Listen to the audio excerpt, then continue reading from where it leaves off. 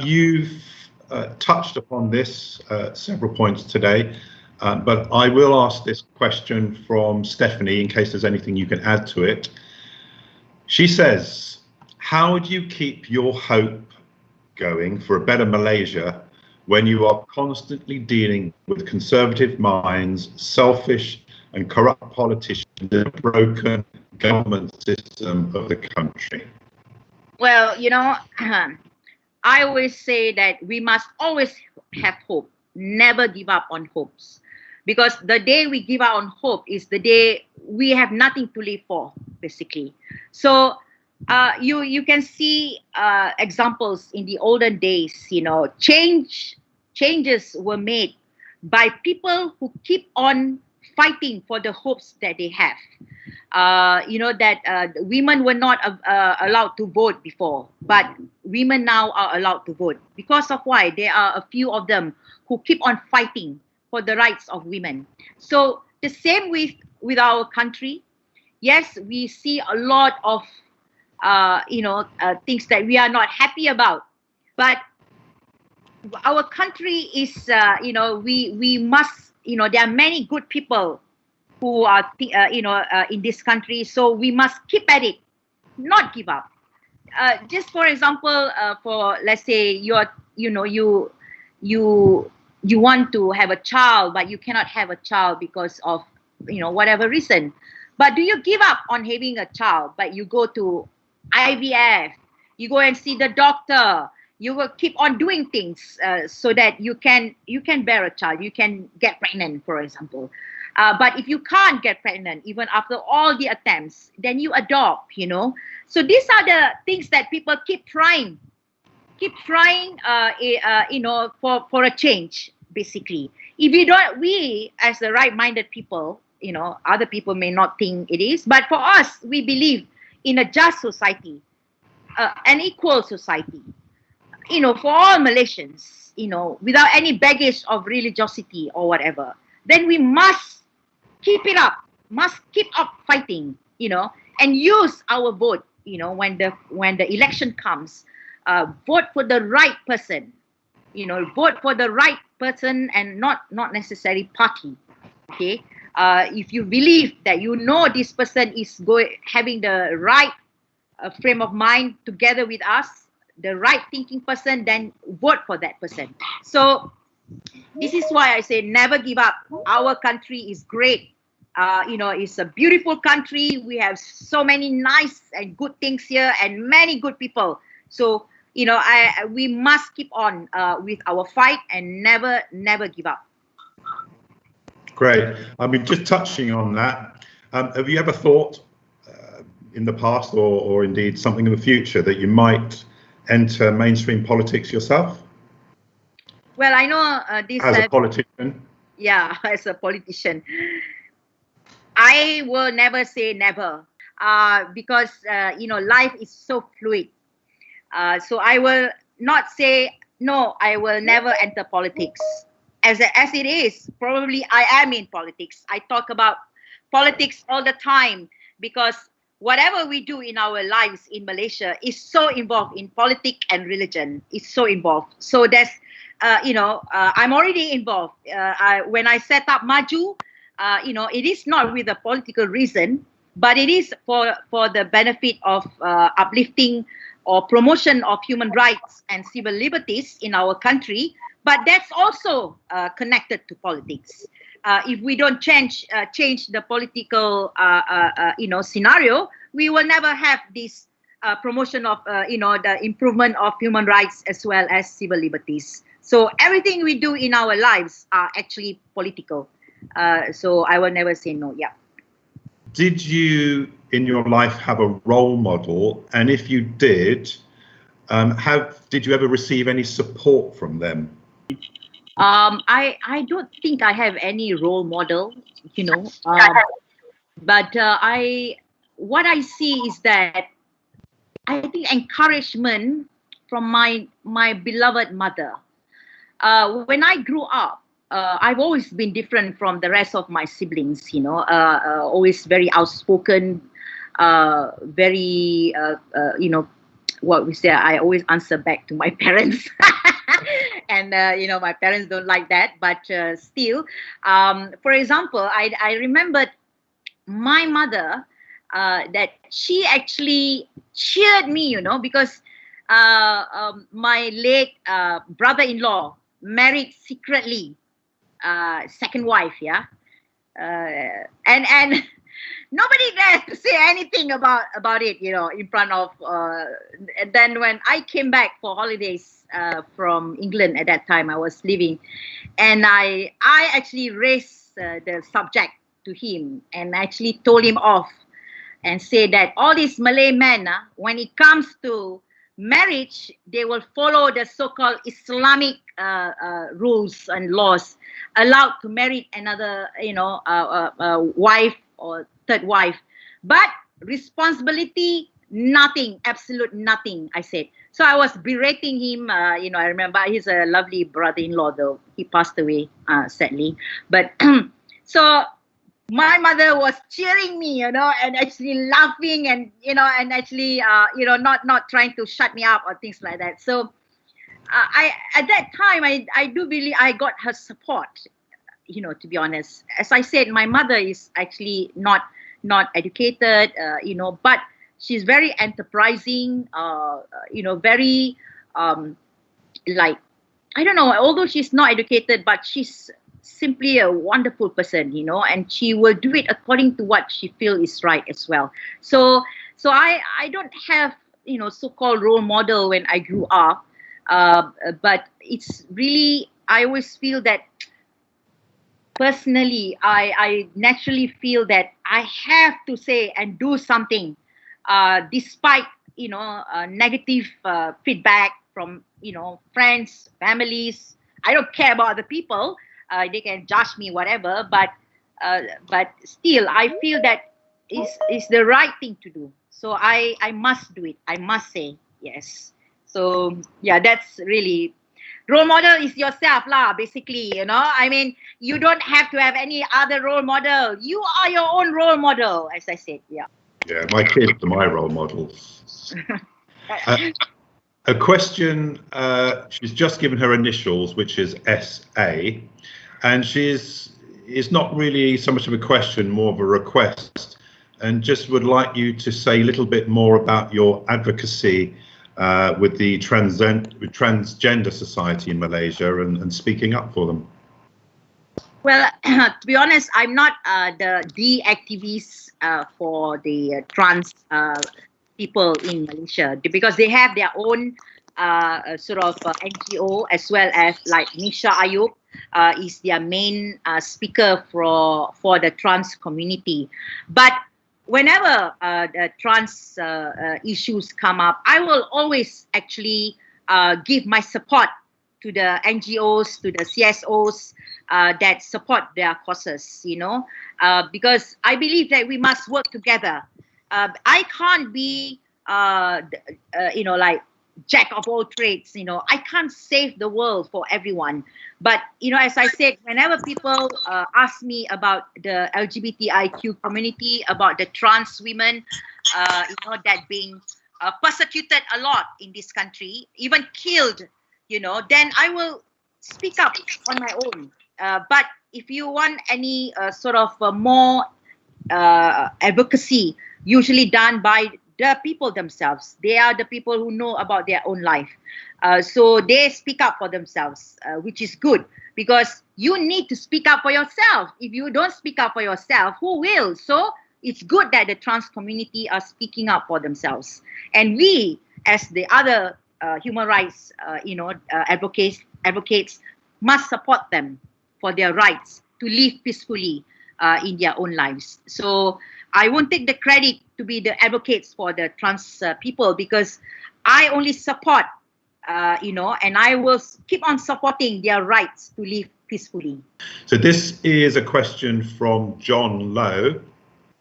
Touches on something you've already answered, but just takes it a little broader, I think, is what are your ideas for getting more Malaysian MPs into the general discussion not this particular one we're having right now, but the general discussion to revamp the education system?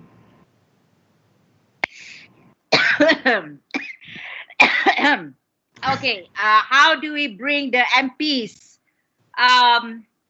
Well, this is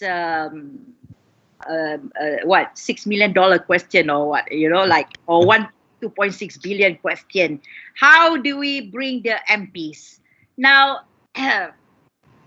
you know, the MPs that we have right now, right, as you all know very well, not all of them are in there because it's for the benefit of the country, or it's for the improvement of the society.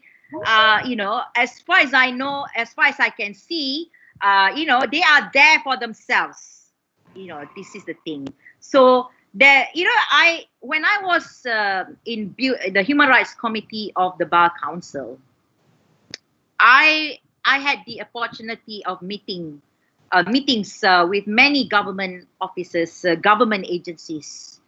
And I remember one of the meeting is about this racism issue in school, and why there is no sort of mixing now amongst the non-Malays and the Malay children. You know, we had, you know, that time, BN time, not even PH time. So we had meetings, we discussed, and as usual, I will not, you know, sort of being too sweet about things. I will say bluntly, I say it's because your teachers teach the children that don't sit with the Chinese or the Indians because they are not halal, you know, because they may eat babi or something like that.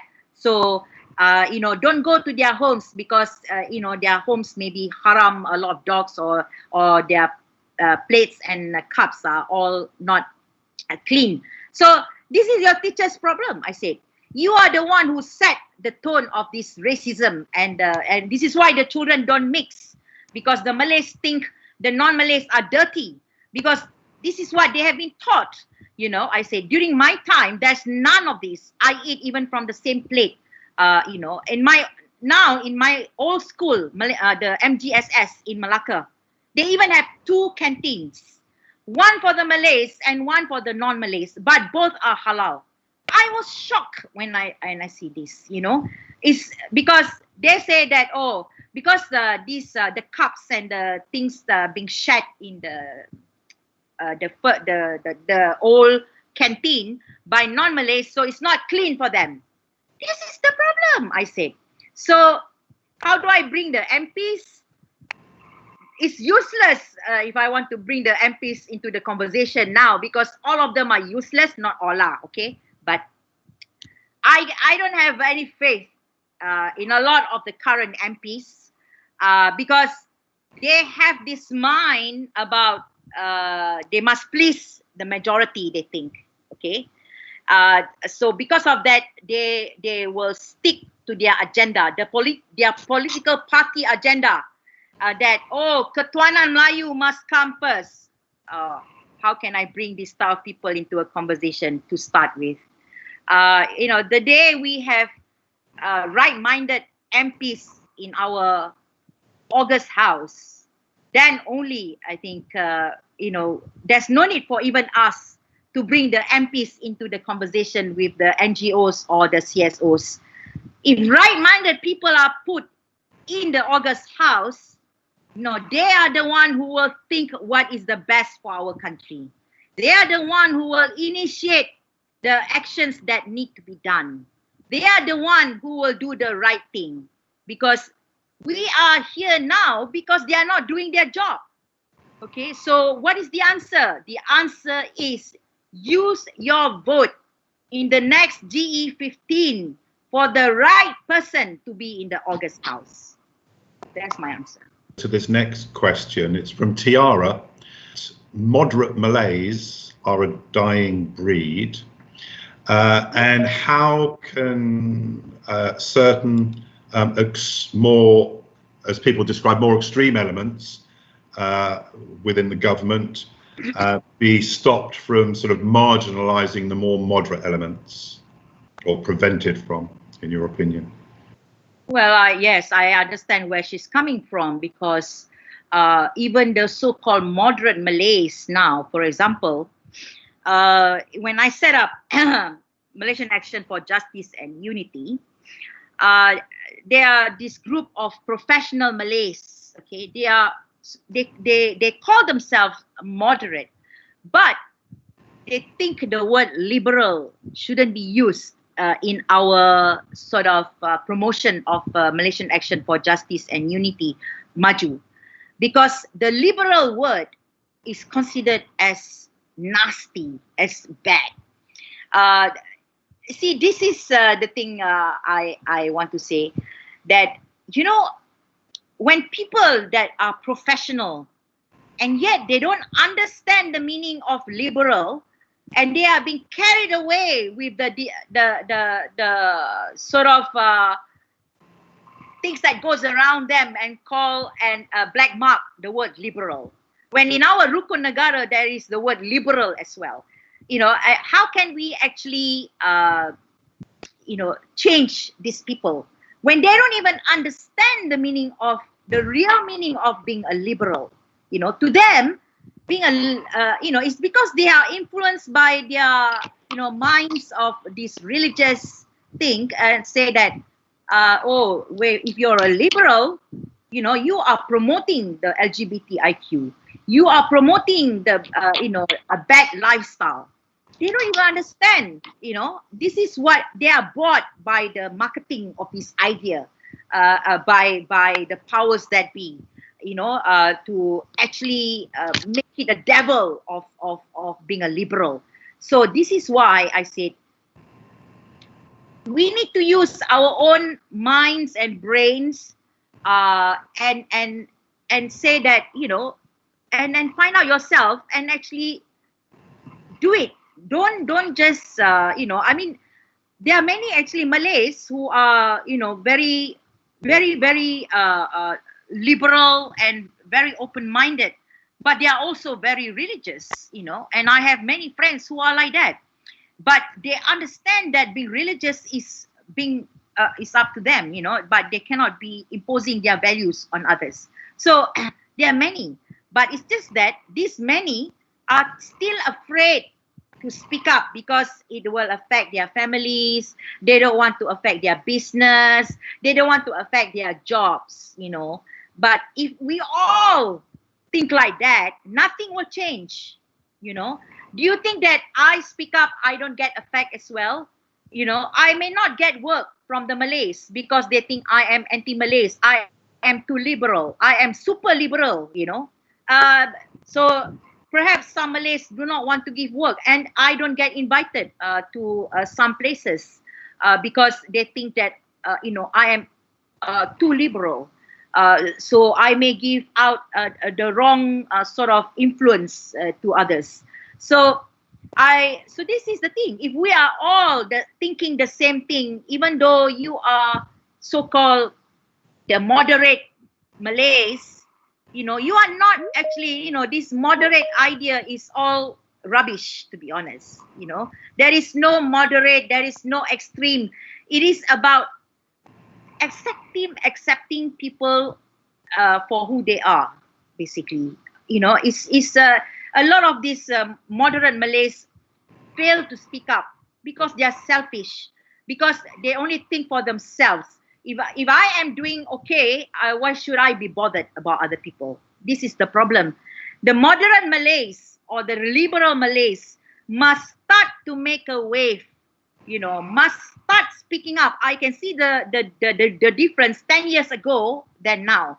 I started to speak up about things, long time, where, even before Facebook exists. I have always been consistent in speaking up about my right as a Malay. I don't like my right as a Malay being trampled by these religious authorities or anything. I am not doing any harm to anyone. Why are you trampling on my right? So these are the things the Malays must keep up saying. Imagine You know, if one broom or what is it? Lidi, the you know, if you patah satu lidi, it's easy, right? But if you have a bunch of this lidi, the penyapu, you think it's easier to break them? No. So we need more people, more moderate Malays, more liberal Malays to speak up. You know, don't let people trample on your right.